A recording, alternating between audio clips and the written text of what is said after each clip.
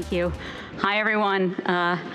It's truly a pleasure to be here today. I'd like to begin by acknowledging that we're on the ancestral land of the Huron-Wendat, the Seneca, and the Mississaugas of the Credit. I'd also like to thank the conference organizers and the Rick Hansen Foundation for inviting me to be here today to participate in these very important discussions. As was said, I spent just under 10 years as a cabinet minister here in Canada.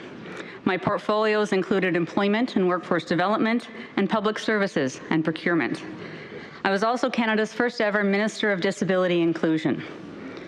Over that time, I met with thousands of business owners, leaders, and entrepreneurs.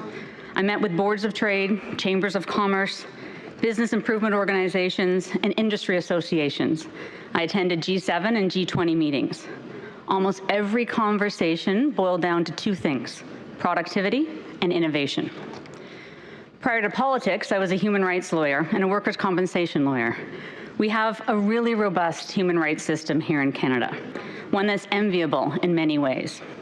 The frustration lies in the fact that you actually have to wait for someone to be discriminated against before you can help them. Someone has to be denied housing, denied a job, a service, and then an entire system kicks in. It then can take years and cost a lot of money before that one case is addressed. It's clunky and time-consuming and very reactive. And the onus is on each individual to address systemic barriers and exclusion. My focus was on persons with disabilities. It might surprise you to know that more than 50% of the complaints filed with the Canadian Human Rights Commission are on the basis of disability.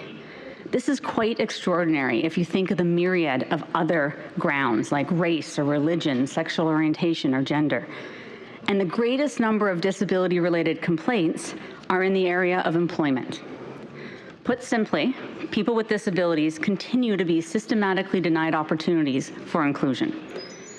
I became convinced that we could do better. We needed to prevent discrimination from happening in the first place, not just react when it did happen. I also knew that we had to change the conversation around disability. So I'm a person with a disability. I've been legally blind since birth. I only have 10% corrected vision. So if any of you are sleeping after lunch, can't tell at all. So you're good. Just don't snore, because then I can tell. Very early on, I learned that people would make assumptions about what I could and couldn't do based on the fact that I can't see very well. Before I entered a room, if people knew I couldn't see, they had already decided kind of what I could do, and it was super frustrated. And I always knew that the world wasn't designed or built for people like me. I just knew that. I always knew it. A lot of my thinking around inclusion and systemic change is actually informed by my roots in the Paralympic movement. I became fascinated by the idea that we could build systems that were inclusive from the start, for everyone, everywhere. I also became convinced that we could absolutely change minds and attitudes around disability. And this is what brought me to politics: a desire to change the conversation about disability and accessibility, and to put in place law and policy that would proactively lead to inclusion. So being Disability Inclusion Minister alongside my other portfolios gave me access to a broad array of stakeholders, policy levers, program dollars, time on the legislative calendar, and seniority in cabinet. Over the course of 8 years, we fundamentally changed the legal and policy landscape for disability inclusion in Canada. This includes the Accessible Canada Act, the Disability Inclusion Action Plan, and the Canada Disability Benefit. All important work, all things I'm incredibly proud of. But what really excites me and what brings me here today is my steadfast belief that we are about to tip the conversation around disability inclusion. And I'm going to tell you how. There we go. I also believe that business leaders like yourself could be at the forefront of this evolution. This is because of the two things my conversations as employment minister always boiled down to: productivity and innovation. I invite you today, the leaders in this room, to join me in fundamentally changing the way we look at disability, the way we look at accessibility. I'd like leaders globally to think of disability not as an element of business risk management or social responsibility, but as an economic imperative directly tied to the success of your business. There's overwhelming evidence to support that disability inclusion and accessibility drive innovation and productivity, expand the consumer market, and maximize the potential of the workforce by tapping into an underutilized talent pool. Additionally, I've heard from business leaders that you can expect improvement in your brand, reputation, and workplace culture. I'm told that you'll be making better decisions, and your bottom line will reflect this. Simply put, this is a strategic business imperative. And why can I be so sure about this? First, people with disabilities are innovators, problem solvers, and creative thinkers, the exact people you need to take your business to the next level. Our very nature is entrepreneurial.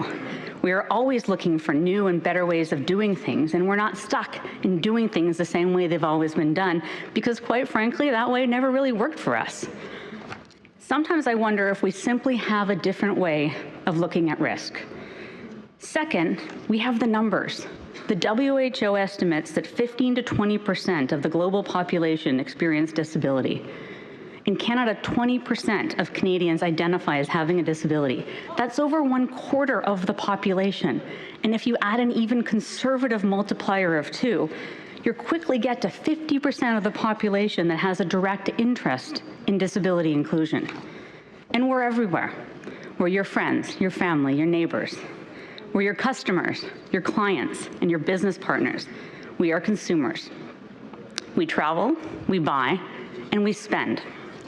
The World Economic Forum has estimated the global spending power of persons with disabilities and their families is around $13 trillion.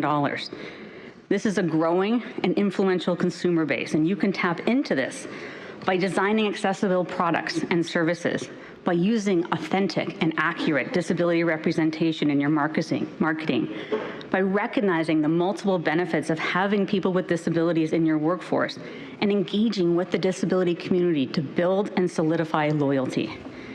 So to me, this all begs the question, where's the disconnect? I've spent my entire career asking this question in one form or another. If the business case is so solid and the numbers are so robust, why hasn't every business jumped on board? Like, why aren't you courting us? Make no mistake, some are and some have, and I'm inspired by the organizations that are recognizing the business case for accessibility and demonstrating leadership by integrating it into their built environment, customer service, technology, and policies. Here in Canada, this includes the Vancouver International Airport, the CN Tower here in Toronto, and Peggy's Cove in Nova Scotia.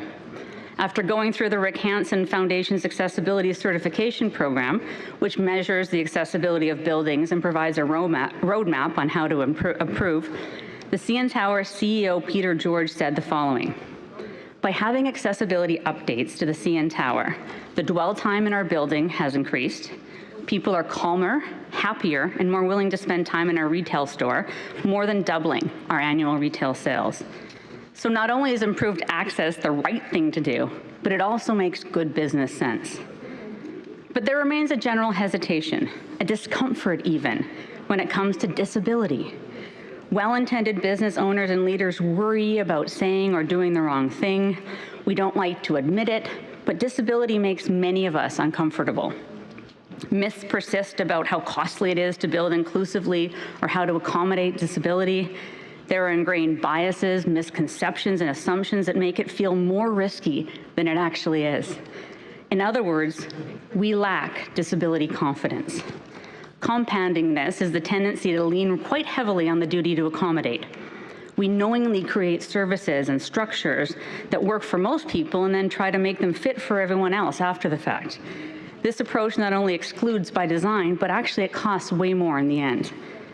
Instead, as we plan and design and build, let's think of a broader customer and consumer base. Let's think of where we can get innovative, creative talent to address our workforce needs.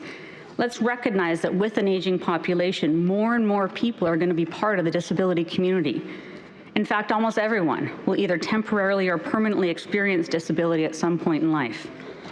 Let's stop investing in building new barriers and create economic resilience. This is a business imperative that can't be ignored. It's a market that can't be ignored. If we aren't designing our businesses to welcome this huge group of diverse employees, customers, and visitors, then we aren't serving our business or our economy.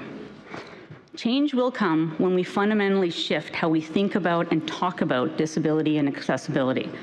When we see someone with a disability as a consumer, a customer, a client, an employee, a potential employee. I'm calling on all of you, as leaders in your business and communities to be part of this culture change because it's in your best interest. Your commitment is important now more than ever. We will not reach our full economic potential if we continue to leave this huge segment of the population behind. Because when we talk about accessibility for people with disabilities, what we're really talking about is creating an inclusive society where everyone has an equal opportunity to succeed and we are all equal participants. It's really in your best interest. Together, we can make it happen. Thank you.